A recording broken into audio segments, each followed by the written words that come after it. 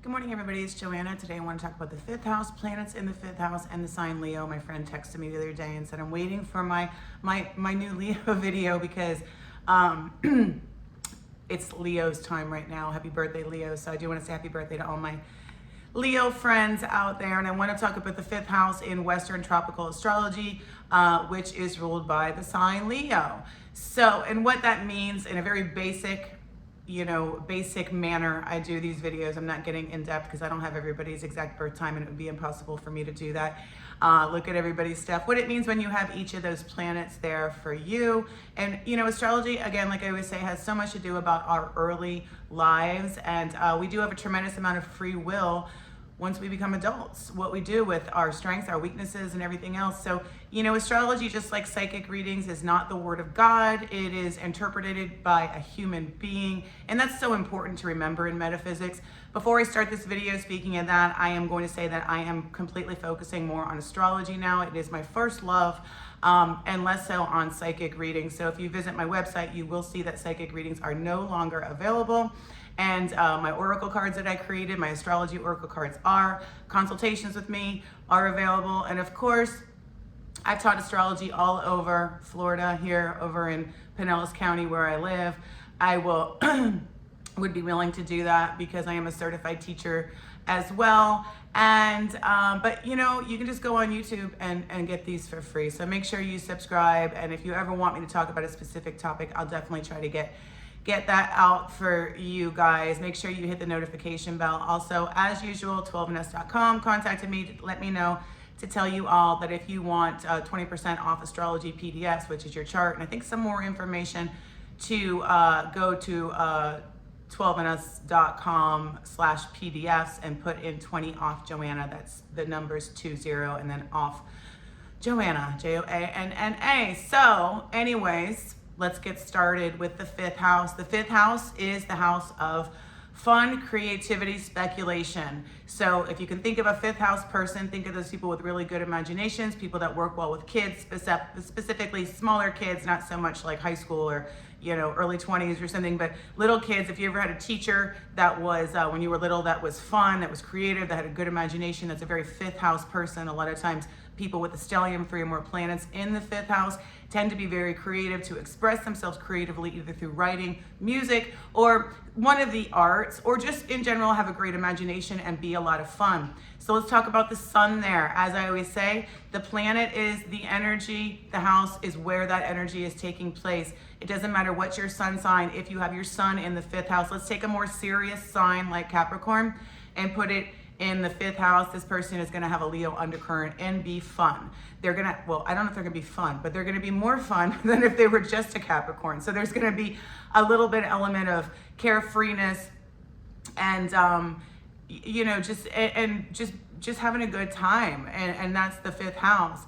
Mercury there is going to give that person, they're going to be very creative, and that's going to be specifically with writing in those kind of ways. They're going to have a way with words, and because the fifth house rules art and creativity. Neptune does well as well. Neptune and Pisces are also creative signs, but it's also in a different way. Leo is a little bit more, there's no business like show business kind of thing. They're more out there with it, where a Neptunian or Pisces type person might be more introverted with their creativity. This person is more out there. They think creatively, the Mercury in the fifth house person, and they express themselves creatively. Over time, I have found people with a lot of Leo in their charts are fun, especially people with the fifth house planets and everything. They're just fun to hang out with. They're not vindictive, vengeful, all those things. They kind of let things go. They're just better people to be around. So it's a really good, it's really nice to have planets there. Remember that the fifth house always rules your firstborn child. So any aspects or planets in the fifth house are going to describe that kid and that kid's energy. The seventh house rules your second child. The ninth house rules your third child. And if you keep having kids, it goes like that. The 11th house rules the next one, and so on and so forth. So I always tell people, if you want to know, if you just had a kid or whatever, you want to know what the personality is going to be like, or kind of get a feeling, go ahead and look at that house, aspects to it. And odds are that kid is going to have one of their personal planets in the sign on the cusp, or that element. You know, if it's Aries, they'll have some personal planets in fire, whatever. Okay, so I'm going off on a tangent. Let's go to Mars in the 5th house. So when I look at a girl's chart and assuming she's heterosexual, so what kind of guy is she going to be interested in? Well, since in a woman's chart, Mars and the Sun are indicative basically of the kind of guy she's attracted to, that Mars is going to make her, regardless of sign, attracted to our more fun-loving, creative kind of guy.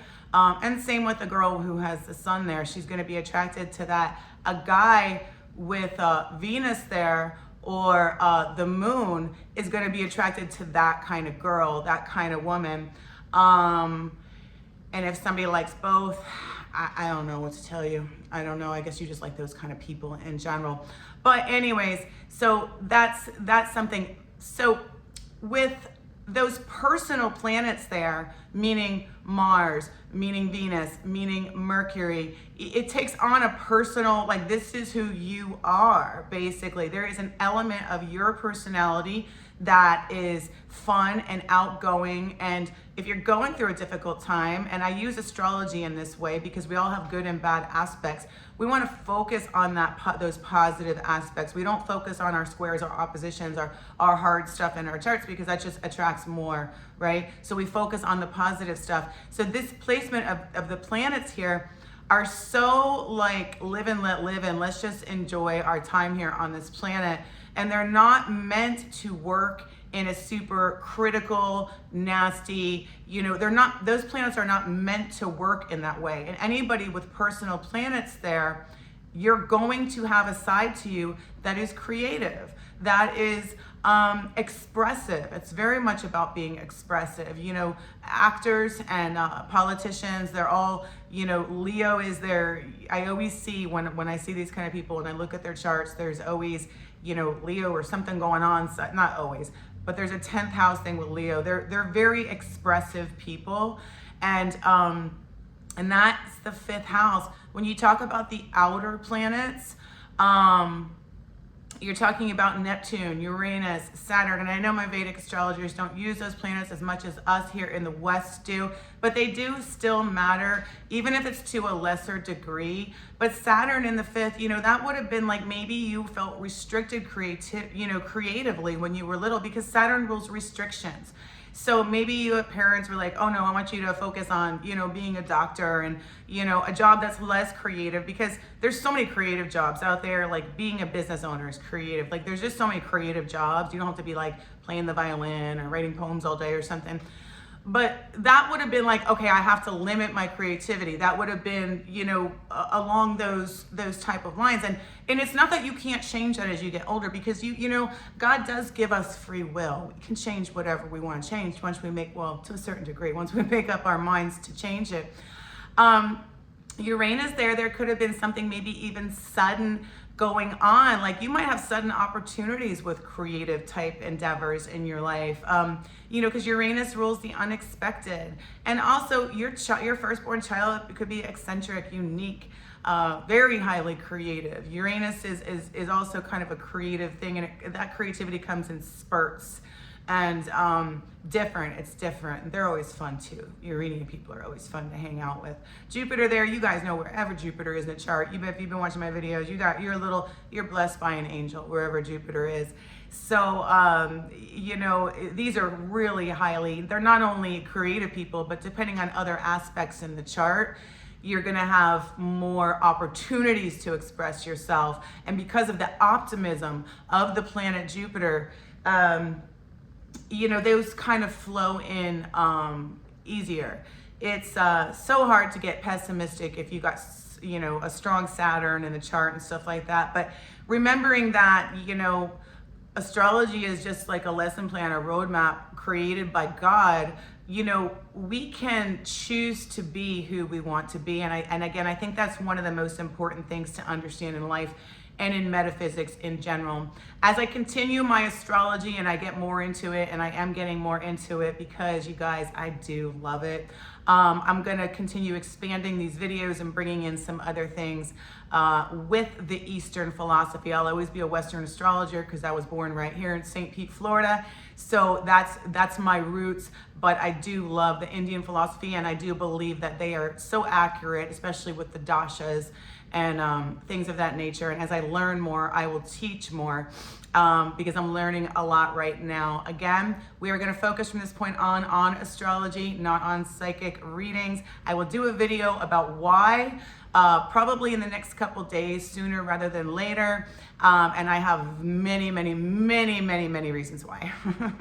So, and you know, God gives us all intuition, right? So we got to listen. We do have to listen to that intuition. And when it's a wrap, it's a wrap. We got to move on and recreate ourselves. But that's just the Scorpio in me, I guess. All right, you guys, so thank you so much. Always feel free to write me and tell me what you want me to talk about regarding planets, astrology, aspects. I will do my best to make a video or at least get back with you in the comment section because I really enjoy teaching this and I enjoy each and every one of you. Thanks so much. Bye.